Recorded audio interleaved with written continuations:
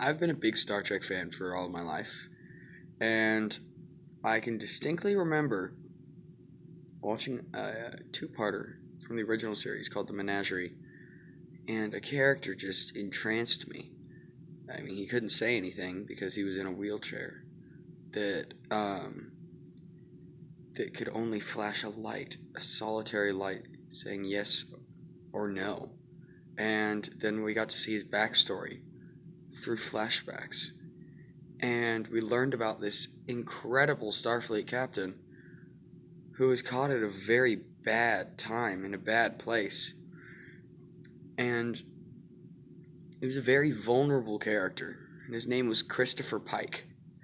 Um, Christopher Pike, for some reason, has always held a very special place in my heart when I think about Star Trek.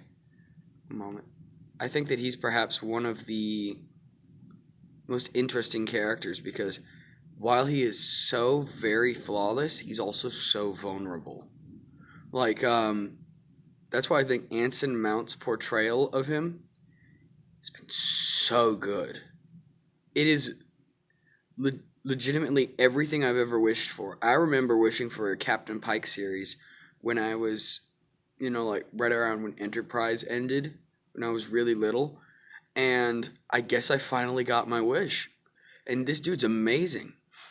I've seen Through the Valley of Shadows, which is the 12th episode, I believe, in season 2 of Star Trek Discovery. And Pike gets to see his future. And I am so shocked. I mean, I knew Pike was a man of good character. But even after seeing him, it's raining very hard outside, and I love it. After seeing a man debilitated and living a nightmare, just grasping onto life, he chooses that future for the good of the universe. He recites the Starfleet Oath. I think one of my favorite things about him is that he's scared and that he's like any of us, but he decides to do what is right. And that's why I love Captain Pike. I loved Bruce Greenwood's version of him in the new Star Trek movies, and I was a little happy that he got a more definite death than Pike having to live out his life in that wheelchair.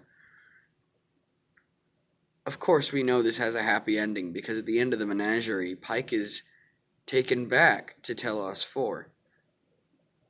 And I think that Pike not knowing that he's going back to Telos 4, but knowing what happens to him, is the perfect place for him to be in. Also, Control is probably the Borg, but I mean,